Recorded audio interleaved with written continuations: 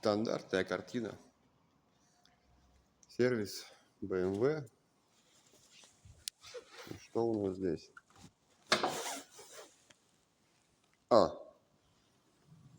Ну все нормально. Башка в ремонте. Выдала прокладку. BMW. Нравится.